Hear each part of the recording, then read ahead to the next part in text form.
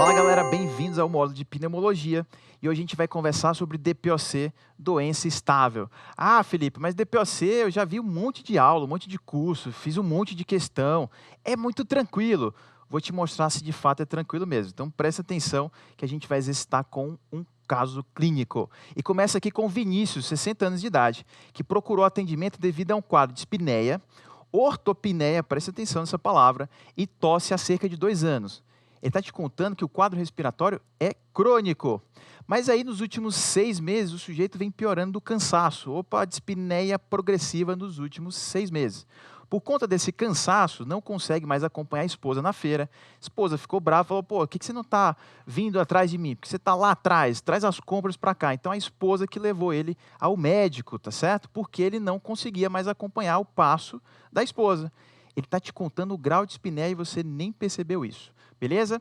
É sedentário e tabagista de um maço ao dia desde os 15 anos, então tem um fator agressor ao pulmão. Nega idas ao pronto-socorro ou internações nos últimos 12 meses. Não teve internação, exacerbação nos últimos 12 meses. Esse dado você tem que buscar ativamente em todas as consultas. No exame físico, bom estado geral, corado, hidratado, cianótico, nictérico, aquela velha e boa anamnese do interno que tem tudo. Paciente afebril, pulso de 88, frequência respiratória normal, PA está normal, a temperatura está normal e a saturação 95%. Ou seja, está normal, ou seja, está acima do limite de normalidade, mas não está necessariamente normal, está um pouquinho abaixo do que a gente esperaria. Então, cuidado com essa informação também. Semiologia pulmonar evidencia diminuição do murmúrio vesicular globalmente. O cara te deu muita informação valiosa e aí te pergunto, quais são as principais hipóteses diagnósticas para o caso que a gente acabou de ver?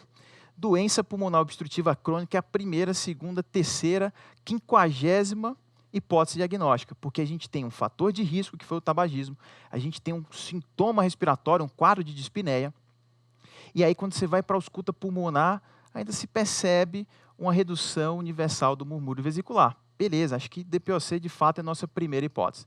Insuficiência cardíaca, ele falou de ortopneia. Lembra que dispneia paroxística noturna, que é quando o sujeito acorda à noite e precisa ficar em ortostase para melhorar, isso é muito mais específico de doença cardíaca. A ortopneia per si, ela pode acontecer em quadros cardíacos e quadros pulmonares. Então, cuidado com essa informação. Que deu edema de membros inferiores, está faltando achado, que deu dado eletrocardiográfico, sobrecarga de ventrículo esquerdo, de átrio esquerdo. Ele não te deu esses dados. Então, provavelmente o que ele está te cobrando realmente é doença pulmonar obstrutiva crônica. Mas sempre pense em mais de uma hipótese diagnóstica, beleza? Vida real. Como é que você investiga, então, esse paciente? Se o paciente tem dispneia, se tem tabagismo, se tem fatores de risco para DPOC, pede o exame que fecha o diagnóstico, espirometria com o broncodilatador. Simples assim. Ah, esqueci de pedir o broncodilatador. Perdeu, porque o dado para o diagnóstico tem que ser feito necessariamente pós-broncodilatador. E muita gente derrapa nisso na prova e na vida real. Qual que é o outro exame? Raio-x de tórax. Precisa de um exame de imagem, de preferência com PA e perfil, para a gente entender se existe algum outro fator que está levando ou agravando a dispneia do nosso paciente. Como é que você vai lidar com espirometria na tua prova? Cuidado, galera, eles não estão entregando mais só aquela tabelinha do dado espirométrico. Às vezes eles te perguntam se essa espirometria foi feita do modo correto. Como assim do modo correto, Felipe? Lembra que espirometria é um exame estereotipado. O sujeito não pode chegar lá e, de repente, soprei e acabou o exame. De forma alguma, ele tem que fazer a manobra forçada. E quando você observa essas duas curvas, olha que curva interessante. Fluxo-volume é uma das curvas mais importantes. Quando você compara o fluxo que está no eixo X com o volume, que está no eixo Y, e o volume que está no eixo X, o paciente sopra com muita força, sopra, atinge o pico e depois vem um descenso suave. E essa curva aqui embaixo nada mais é do que a fase inspiratória. Quando existe esse aspecto morfológico de pico, seguido de descenso suave, e a curva é fechada pela inspiração, eu sei que a manobra foi bem feita, foi feita de forma forçada. Então essa curva serve para olhar e dizer assim, opa, eu sei que o paciente se esforçou para fazer esse movimento respiratório. E aí você dá o ok de que está válida a avaliação desses dados. E a gente vem para a segunda curva, que também é super importante, que é a curva que checa volume no eixo Y e tempo no eixo X. Por que isso é importante? Porque o paciente precisa soprar, ele vai soprando, soprando, soprando, soprando, soprando, e aí de repente a gente tem um momento de platô no segundo final. Ele sopra pelo menos 5 a 6 segundos e existe um platô de pelo menos 1 segundo no final. Significa dizer que o paciente soprou tudo que tinha de ar recrutável dentro do pulmão. E aí você tem certeza absoluta que esse exame foi bem feito. Daí para frente você pode avançar para o segundo passo, que é a interpretação dos dados, ou pelo menos a interpretação dos números, como a maioria das provas costuma cobrar. Mas eu estou preparando vocês para essa casca de banana que com certeza vai entrar nas próximas provas. Beleza? Eles não vão dar mais informação assim de mão beijada. Eles vão complicar cada vez mais, principalmente em provas de alto impacto. Então, galera, olha só. Chegou aquela salada de número que é a espirometria. O que significa esse predito aqui do lado? Significa dizer que ele vai comparar o indivíduo que fez a espirometria com pessoas que têm as mesmas características antropométricas. Por exemplo, eu tenho 1,80 m. Eu preciso ser comparado com a população das pessoas do gênero masculino que tem 1,80 m de altura. Caso contrário, se você vai me comparar, por exemplo, com o Michael Jordan, que tenha mais de 2 metros, é óbvio que eu, quando comparado a ele, vou ter a função pulmonar mais baixa. Por quê? A função pulmonar depende muito da altura do indivíduo. Quanto mais alto, maior o volume, maior a capacidade vital forçada, maior o volume expiratório no primeiro e segundo. Então, cuidado com isso. Essa tabelinha aqui, essa coluna, serve basicamente para se comparar o indivíduo com pessoas com as mesmas características. Isso é super importante. O dado real do paciente vem aqui, ó, nesta tabelinha. Beleza? Por exemplo, a primeira informação que você vai pegar após analisar as curvas é a relação VF1 sobre CVF. Relação entre o volume expiratório forçado no primeiro segundo e a capacidade vital forçada. E aí, pré-broncodilatador, a relação é de 0,67, que corresponde a 85% do predito. O normal seria ficar acima de 90%. Então, a gente está diante de um distúrbio ventilatório obstrutivo. É fácil de ver. Então, o DVO, o distúrbio ventilatório obstrutivo, você simplesmente checa a relação VF1 sobre CVF e compara com o predito. Se tiver menor do que 90%, você está diante de uma obstrução. Beleza, isso aqui é muito simples. Aí, olha só, o segundo passo depois da avaliação das curvas é checar o VF1. E, mais uma vez, compara ele com o predito. Se era 1,81, quando eu comparo com o predito, com as pessoas com as mesmas características, a gente se depara com um valor que está abaixo do normal, que é 80%. Então, além do distúrbio ventilatório obstrutivo, o nosso paciente tem uma redução do VF1, mas é uma redução leve, porque acima de 60% a gente considera leve, entre 60 a 40 moderado e abaixo de 40 grave ou severo. Beleza, Felipe, até aqui eu estou entendendo tranquilamente o que você está me passando. Mas isso que eu passei para vocês é o laudo espirométrico. Isso é o que eu faço, isso é o que o técnico faz. Mas você não vai usar necessariamente esses dados quando estiver falando sobre DPOC. E aqui que é a casca de banana. O laudo espirométrico é diferente das informações que você precisa extrair dessa tabela para aí sim aplicar os conceitos de DPOC, e eu vou te mostrar isso. Essa é a tabela completa, galera. Qual que é a diferença? Anteriormente, a gente lidou com os dados pré-broncodilatadores. E eu falei para vocês que DPOC eu preciso dos dados pós-broncodilatador. Então, a gente faz o mesmo exercício. Olha aqui, ó, VF1 sobre CVF, que é a relação pós-broncodilatador, continua 0,67, que é abaixo dos 90% da normalidade, que configura o diagnóstico de DPOC. Lembra, DPOC é a relação VF1 sobre CVF, pós-broncodilatador, vou falar de novo, pós-broncodilatador menor que 0,7. Está aqui o diagnóstico. Nosso paciente tem DPOC, porque ele tem sintomas, ele tem um agressor ao pulmão, que era o tabagismo, e tem, por último, um distúrbio ventilatório obstrutivo com a relação VF1 sobre CVF menor que 0,7 pós-uso de broncodilatador. E se eu quiser, ainda posso checar o VF1 pós-broncodilatador, certo? Que está 78% do predito. A gente sabe que está anormal, inclusive consegue caracterizar isso de forma mais adequada, como eu vou te mostrar nessa tabelinha. Você tem que extrair esses dados, ele não vai te dar isso na prova, você extrai esses dados pós-broncodilatador da espirometria. Então, se olha lá, por exemplo, se o VF1 do paciente é maior do que 80, gol de 1. Se está entre 50 e 80, gol de 2. Se está entre 50 e 30, gol de 3. Se está abaixo de 30, é gol de 4. Beleza? Então, você que tem que tirar esses dados. Ele não vai te dar esses valores. Ele não vai te dar, é um gol de 2, um gol de 3. Não, você vai lá na espirometria, pós-broncodilatador, checa o VF1 e aí sim aplica a classificação Gold espirométrica, que é distinta do laudo da espirometria. Beleza? Acho que ficou claro agora. Você pediu um raio-x de tórax. O que chama a atenção no raio-x do paciente com DPOC? É uma doença obstrutiva, então vamos procurar sinais de hiperinsuflação. Olha aqui para o nosso raio-x de tórax. O que chama a atenção? Raio-x em PA. Chama a atenção que ele está pretinho. Ou seja, tem mais ar do que a gente esperaria. Chama a atenção que o coração está num formato de gota, ele está todo espremido pelo pulmão. Chama a atenção que os espaços intercostais estão aumentados. Então, todos esses são achados indiretos de hiperinsuflação. E quando a gente vai para o perfil, olha só o perfil, olha que interessante. O diafragma está todo retificado. O espaço retroesternal, quando maior do que 2,5 centímetros, é muito sugestivo de hiperinsuflação. O diagnóstico de DPOC não nasce no raio-x, mas é mais um indício a favor da nossa hipótese. Afinal de contas, a gente já diagnosticou o paciente. Beleza? Vamos voltar para o seu Vinícius. A esposa contou que ele estava parando ao caminhar em torno de 400 metros. Ou seja, ele andava 400 metros, parava. Mais 400, parava. Pergunta que eu faço para vocês. Qual que é o grau de dispneia desse paciente? O grau de dispneia na escala MMRC. MMRC 2. Isso aqui ele não vai te entregar na prova, ele vai te perguntar do jeito que eu fiz. E olha como é simples a tabela. Quem tem MRC 0 é aquele sujeito que faz suas atividades físicas e só cansa nesse cenário. Agora, aquele sujeito que cansa para subir ladeira, MRC 1. Aquele que anda mais devagar que as pessoas da mesma idade, a esposa do seu Vinícius tinha mais ou menos a mesma idade, não contei para vocês, mas isso estava implícito no quadro, no caso.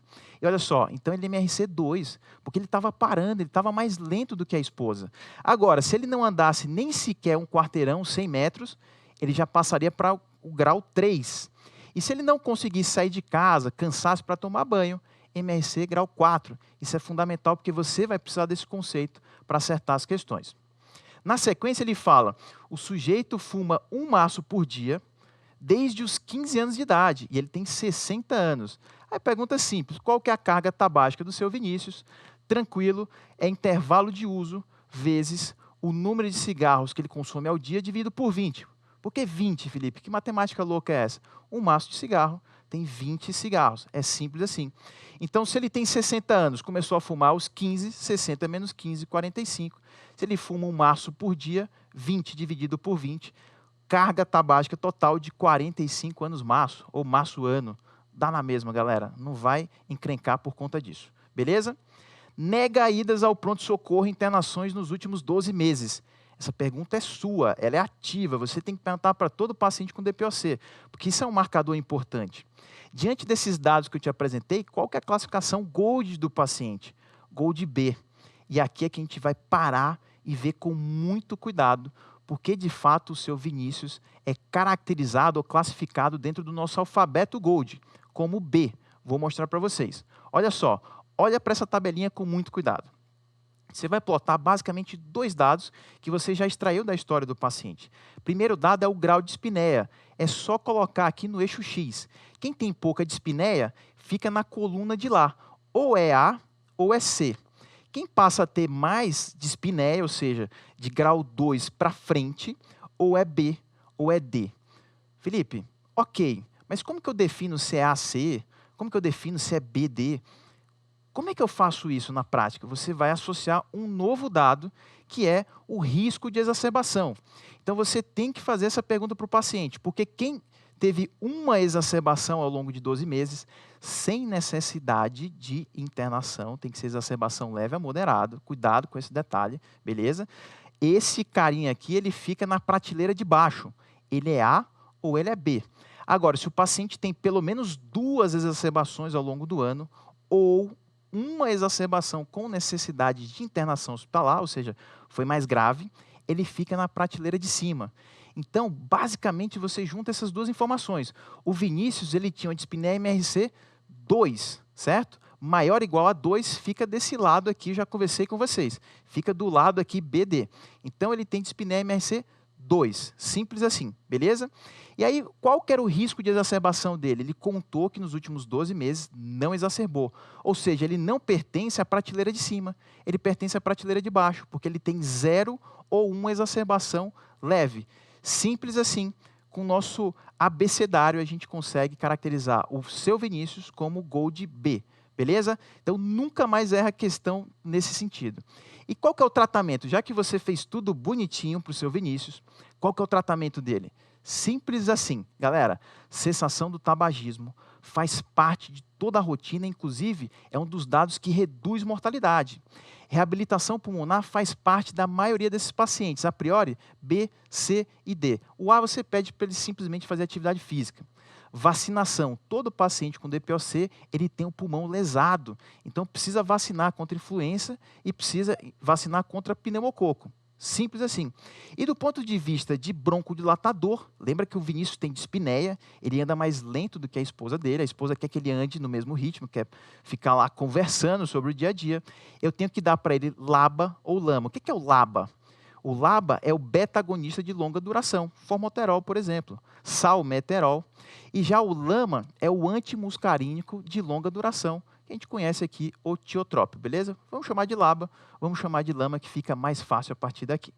Tranquilo, então, ó, conhece o nosso abecedário aqui. O que é o Gold A? Gold A é aquele paciente que tem pouca exacerbação, 0 ou 1 exacerbação ao longo de 12 meses, sem necessidade de internação. Esse paciente não interna. Se ele interna, ele muda de prateleira, lembra disso.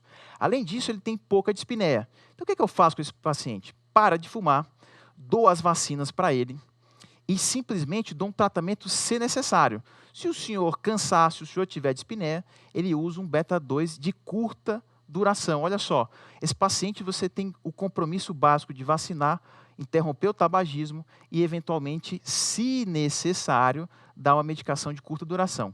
Se mesmo assim ele está precisando um pouquinho mais de medicação, aí você pode considerar LABA ou LAMA, mas a escolha é deixar, se necessário, um broncodilatador de curta. Beleza? E o B, como é que a gente faz? O B é aquele paciente que tem um pouco mais de dispneia. Ele não exacerba, é o Vinícius. Ele não exacerba, mas ele cansa para fazer as atividades. Então, necessariamente, tem que parar de fumar, tem que vacinar, entrar num programa de reabilitação, e aí você considera dar um LAMA ou um LABA. Pode ser qualquer um dos dois, não tem prioridade nenhuma. Se você começa com LABA e ele não melhora, associe o LAMA. Mas, a priori, você pode fazer monoterapia com qualquer uma dessas duas medicações. Sem melhora, combina as duas para potencializar o efeito. Gold C, como é que a gente faz? Aí já começa a complicar o paciente.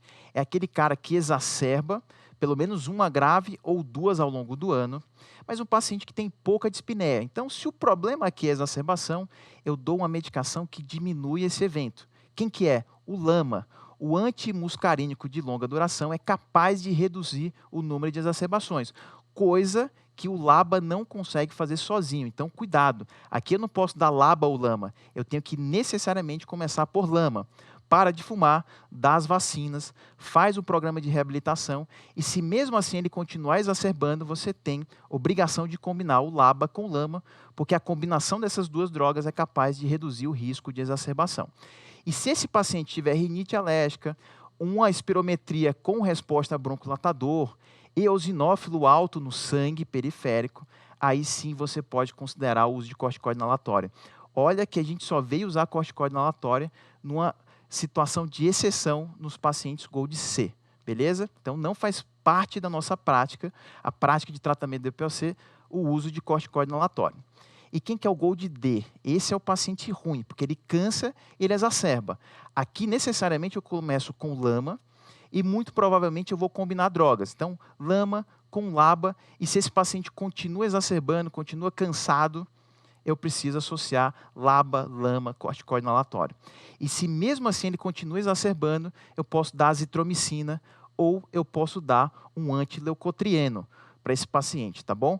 Um antifosfodiesterase, desculpa, antileucotrieno não, um antifosfodiesterase 4. É isso que você pode dar para esse paciente com perfil exacerbador, que não melhora com LABA, LAMA e corticóide inalatório. Beleza? Fechamos aí o ABCD e a forma de tratar cada um desses pacientes. Esses pacientes precisam ser vacinados com vacina para influenza e pneumocócica, que é a pneumo 13 e a pneumo 23. Você pode, inclusive, combinar essas duas vacinas. Você ganha um efeito quando você combina essas duas vacinas, já que uma tem antígeno e outra tem um potencial menos imunogênico para formar anticorpos. E aí o seu Vinícius está todo equalizado, bonitinho, Gold B, você já deu o tratamento, ficou tudo bacana, e ele te pergunta: Doutor Felipe, eu estou um pouco preocupado com o risco de ter câncer de pulmão. Existe algo que o senhor sugere para diminuir a chance ou para fazer um rastreio precoce? Essa pergunta é muito importante. Qual que é a orientação que você faz para o seu Vinícius? Você põe ele num programa de rastreamento de câncer de pulmão, rastreamento de nódulo pulmonar, porque você pode se deparar com um câncer no estágio muito precoce, beleza? Então, quem que eu incluo nesse programa de rastreio que já está provado que reduz mortalidade? São os pacientes que fumam mais de 30 anos máximo, por isso que é importante calcular a carga tabágica. São os pacientes ex-tabagistas também, que pararam há menos de 15 anos e que também têm uma carga tabágica maior do que 30 anos máximo. E tem uma questão etária, tem que estar entre 55 e 74 anos. Então, o sujeito que começou aos 55, ele faz tomografia nos 56, 57, 58 e aí por diante. E aos 74 anos, a gente encerra o nosso programa de rastreio.